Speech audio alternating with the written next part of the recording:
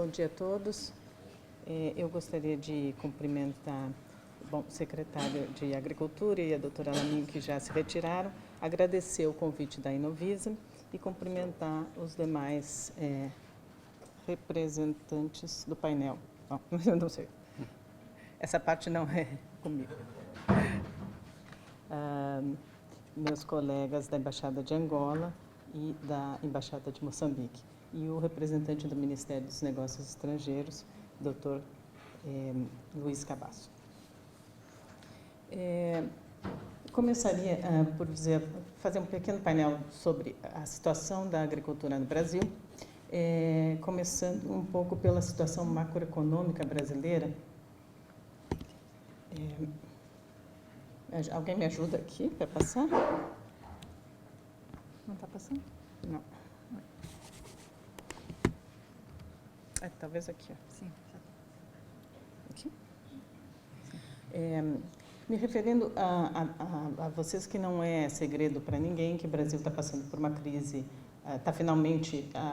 foi finalmente atingido pela crise econômica mundial, e que teve uma certa redução na velocidade de crescimento em 2011 e 2012, com uma ligeira recuperação em 2013, mais uma nova queda em 2014. Nesse sentido, nós tivemos uma queda das exportações e um saldo negativo da balança de pagamentos. Também não é segredo para ninguém que o Brasil, diante dessa situação, está fazendo um duro reajuste econômico.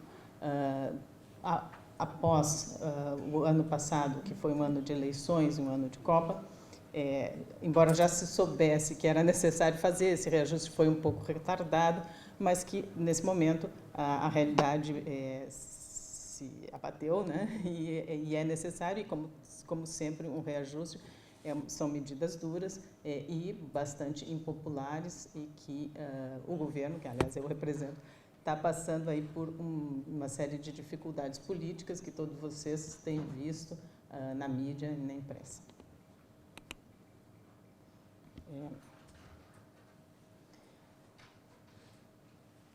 Ainda assim, a economia brasileira e os indicadores macroeconômicos continuam a ser sólidos. O Brasil tem uma população de 201 milhões de habitantes. Entre 2010 e 2020, 15 milhões de jovens, ou seja, numa década, entraram no mercado de trabalho. E a média de idade é de 29 anos.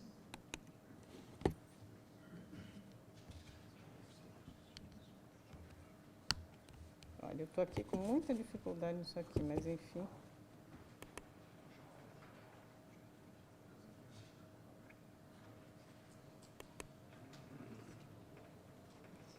Não, mas precisa ser um pouquinho mais rápido. Bem, muito bem.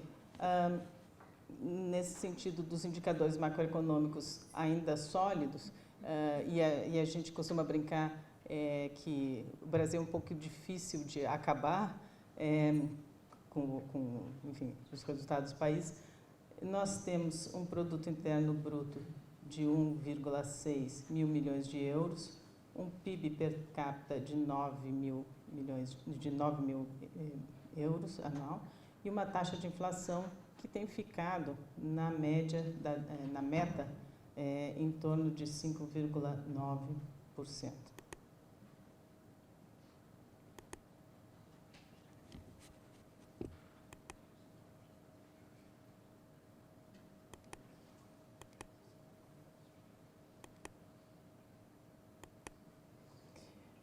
Além disso, a nossa balança comercial foi de 377 mil milhões de euros, o investimento direto foi de 50 mil milhões de euros, a taxa de desemprego se mantém baixa, a dívida pública se mantém em limites muito aceitáveis e as reservas cambiais também. Sendo assim, nós continuamos sendo, entre a sexta e a sétima, depende de quem faz esses índices, economia do mundo, o 7º maior mercado de consumo e o 4º maior investimento em educação.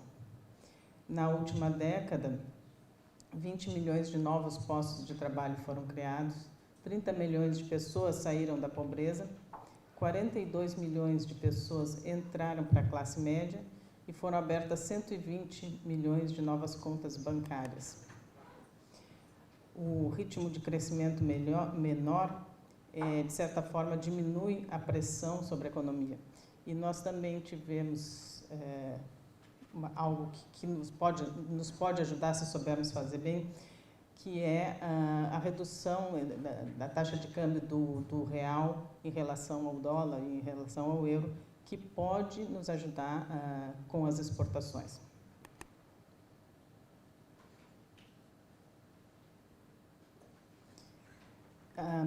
E aí chegamos ao ponto que nos interessa aqui, que é o crescimento do setor agropecuário, que tem sido um dos motores da manutenção de algum nível de crescimento no Brasil.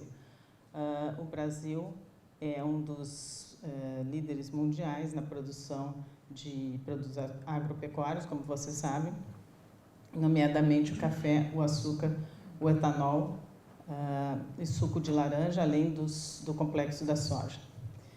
E agora o que eu queria dizer a vocês é que eu vou contar o que é a nossa política agrícola, mas que ela não serve necessariamente nem de modelo, nem de receita para nenhum país. Isso porque nós temos a vantagem de ter um país de dimensões continentais e com grandes recursos em todos os sentidos, hídricos, energéticos. Então, não é para dizer que somos melhores, nem que somos bem-sucedidos, mas é assim que somos e é isso que eu quero contar para vocês. E não é sem necessariamente alguns custos sociais que isso aconteceu e que foi possível acontecer. Tá? Isso é preciso que fique muito claro. A nossa política agrícola é um conjunto de ações voltadas para o planejamento, o financiamento e o seguro da produção.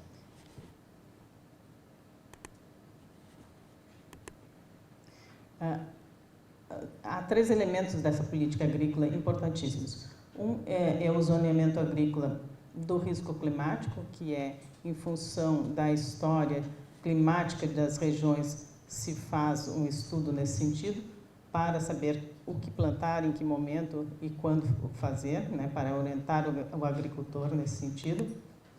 Um seguro rural, que é um subsídio do Ministério da Agricultura, para proteger o país, o agricultor, dos intempéries, dos problemas climáticos imprevisíveis, né? E linhas de crédito, quer dizer, não se faz política agrícola sem crédito. E esse crédito custeia o investimento e a comercialização também, não só o plantio.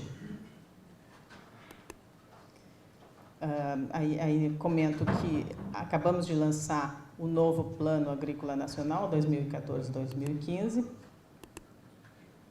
que tem, sobretudo, por base um financiamento, aí está em reais, né, mas 156 bilhões de reais, mas o importante é dizer que, mesmo diante da crise, houve um aumento de 14% desse financiamento em relação à safra anterior.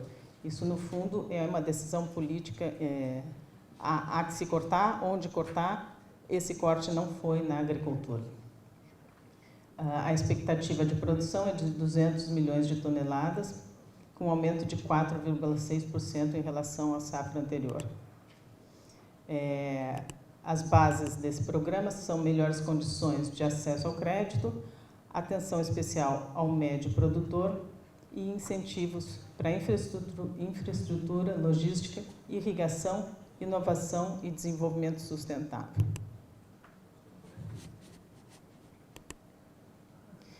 Isso se fez, toda essa revolução agrícola no Brasil se fez muito em função da criação de uma empresa que provavelmente todos vocês ouviram falar, talvez até tenha aqui algum representante, que é a Embrapa. Nos anos 70, o Brasil tomou a decisão política de investir em termos de conhecimento agrícola, em pesquisa e desenvolvimento. E criou a Embrapa. essa decisão, cujos resultados a gente está vendo hoje no desempenho da agricultura e da pecuária brasileira, ela se fez com base na ideia de que era preciso criar locais de conhecimento e discussões e aprofundar e criar doutores e criar mestrandos e criar esse círculo que não havia no mundo agrícola brasileiro. E houve um investimento grande nesse sentido. A Embrapa começou, a empresa começou em 72, mas em 74 tinha 317 pesquisadores, entre os quais só 40 tinham doutorado. Hoje a Embrapa é formada por 2.444 pesquisadores, 84% com doutorado ou pós-doutorado em universidades brasileiras ou no exterior. Isso é fruto de uma decisão política, cujos resultados acabam por aparecer. A Embrapa tem, e aí é importante para essa discussão aqui, para a plataforma SCAM, uma atuação internacional, uma cooperação científica com várias universidades, vários centros de pesquisa na Europa e nos Estados Unidos, e uma cooperação técnica, sobretudo com os países em desenvolvimento. Dentro dessa cooperação técnica, a Embrapa faz projetos estruturantes e outros projetos pontuais. Essa cooperação internacional, ela é feita de um lado com a Embrapa, com essa empresa, e de outro com o trabalho do Ministério de Relações Exteriores e da Agência Brasileira de Cooperação, que é conhecida pela sigla ABC. E vou citar só alguns desses projetos estruturantes. Um deles se faz com Moçambique. Acho que é difícil de ver. Esses projetos estruturantes, eles são projetos de mais de $1 milhão de dólares e que têm uma duração de mais de 2 anos, além da presença de um técnico. Então, um dos exemplos é com Moçambique. Um outro exemplo é na África Ocidental, o projeto Cotton 4 mais Togo, que reúne o Benin, Burkina Faso, Chad, Mali, Togo, e é na área de algodão. E um projeto que se faz com Angola, desde o início de 2014. Depois temos os projetos pontuais, que são de menor duração, com essa série de países que eu não vou mencionar aqui porque é uma série extensa, mas só para vocês verem o número de países que já estão envolvidos nessas trocas. Para além desses projetos pontuais, existe um outro esquema de cooperação que se chama o Marketplace e que também reúne parceiros e instituições africanas, latino-americanas, caribenhas.